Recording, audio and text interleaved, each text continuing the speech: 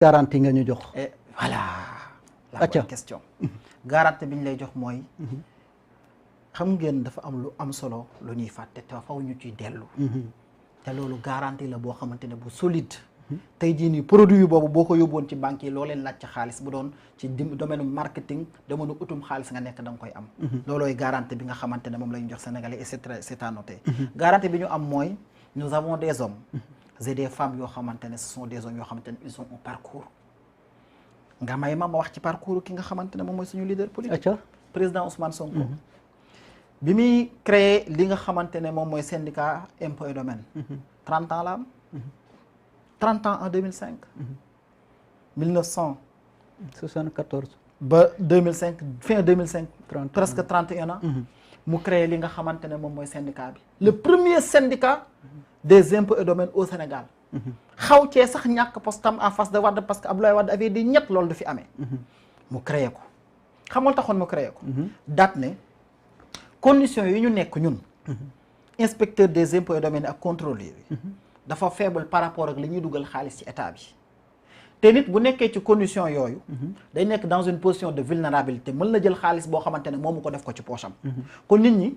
d'ailleurs moo xew tey boo demee ci comptabilité bi ci banque yi ñi nga xam ne ñooy denc xaalis dañ leen fay bu baax ngir mën a protéger alal ja fa nekk fayuñ leen ngir ñooñu ñu protéger leen de dañ leen a fay ngir protéger alal jan ñu bañ a détourner Ousmane Sonko ne kon nañ leen fay bu baax a baax jox leen ay avantages yoo xamante ne dinañ mucc ci yi nga xamante ne moom mooy guerre ak corruption mu liggéey ko fa 15 ans mu def ko fa biir impôt et domaine liggéey fa liggéey boo xamante ne tey jii nii boo demee biir impôt et domaine ñi nga xamante ne ñoom ñooy ses collègues man bind naa téere ci moom boo demee ci collègue boo leen laajee ci Ousmane Sonko ñëpp a dëppoo ci njubam ñëpp a dëppoo ci dalam ñëpp a dëppoo ci sellam ci liggéey bi nga xamante ne mën ko mës a dénk kooku parcours la nga jóge foofu 15 ans après ngay dugg ci politique taxaw daan na leen taxaw leen maa ngi dugg ci politique boobu fekk na sax yow ba tey yaa ngi impôt domaine nga ne leen waaye fukki dërëm bis bu ngeen gisee ne man lekkal naa ko état wu Sénégal te nag xam naa Sénégal de banques yi liggéey naa ak ñoom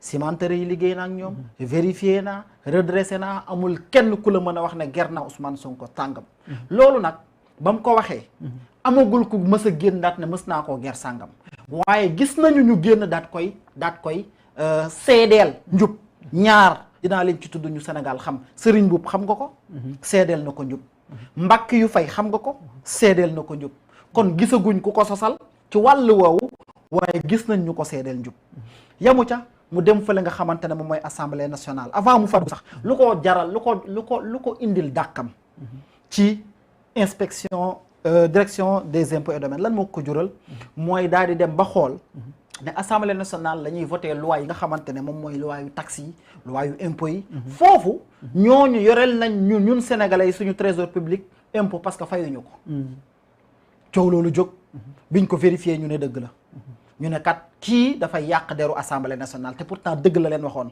Moustapha Diakhaté tey mi rëy làmmiñ di wax moo toppoon dossier boobu ne kii da yàq suñu der ne nañu ko dàq parce que dafay jaay suñu sutura ñu dàq Ousmane Sonko en 2016 2017 un an après juste un an après ñoo ko dàq le 29 août 2016 31 juillet 2017 sénégalais yi reconduire ko à l'assemblée nationale en tant que député mu def fa liggéey ba mu fa def taxaw fa nam fa taxawee ba sénégalais yi taxaw daan ne mu ay la yéwén kii kat parcours bañ ñu waxoon ak discours bañ ñu waxoon kii jar na ñu yóbbu ko fa la nga xam ne moom mooy assemblée nationale mu dem élection am 15% ñëw biir Yewwi Askan Wi liggéey fi li mu fi liggéey tey ba Sénégal pour une première fois dans l'histoire politique du Sénégal ñu lu ñu mën a tuddee cohabitation xaw a am assemblée nationale parce que l'opposition bu am près de 82 députés parce que les deux autres disent qu'ils sont de l'opposition même su dee ñoom ils se disent qu'ils ne sont pas rangés mais ils sont de l'opposition kon loolu lu muy firi mooy nit ki am na un parcours buñ mën a tegal Sénégalais yi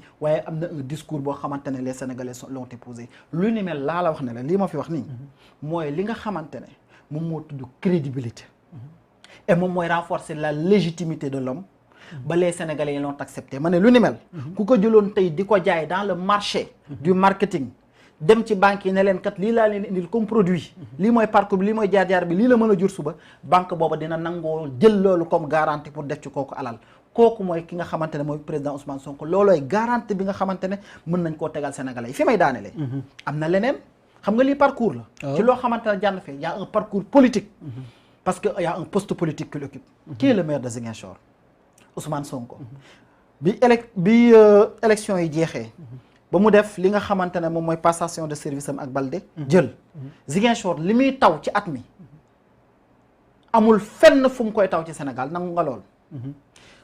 xam nga ne Dakar lay taw Ziguinchor bu tawoon Dakar aw ay am. nangu nga lool. Ziguinchor déggoo fa inondation. étant entendu lan mooy inondation. inondation mooy yoon yoo xamante ne xar na dagg na oto yi mënatuñoo jaar. nit ñi mënatuñoo jaar mais quand même. c'est le minimum.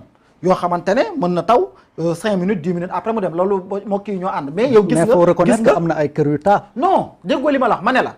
loolu liggéey la boo xamante ne il l'a fait en l'espace de 6 mois c'est ça qui est extraordinaire. Ousmane Sonko kañ la nekk maire bërki démb. bërki démb la nekk maire. def liggéey bi mu def.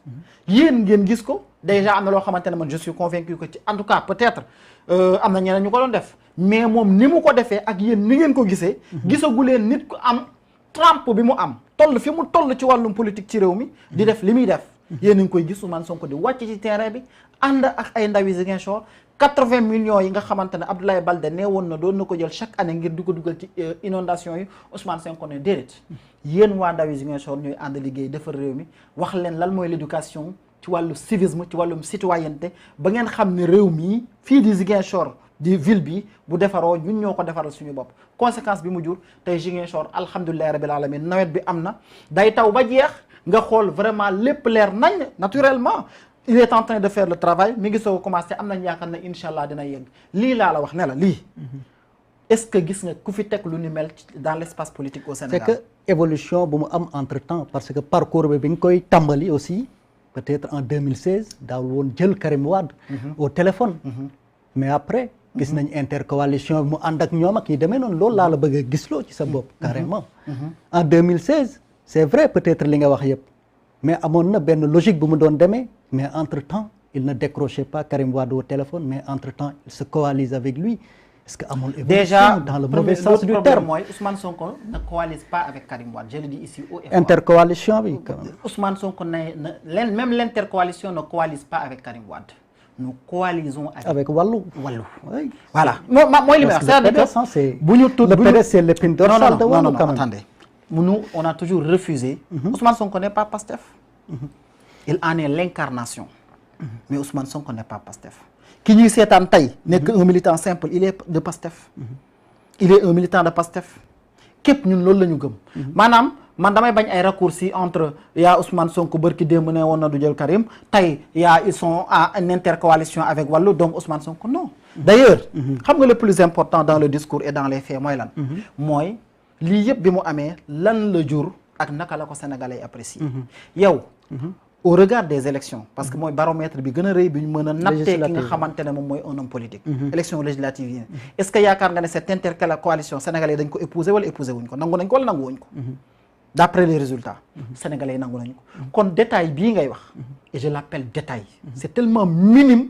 par rapport ak sénégalais yi li ñuy xaar ak li nga xamante ne yaakaar gi nga xam ne am nañ ko ci suñu offre politique. moo tax détail lay doon.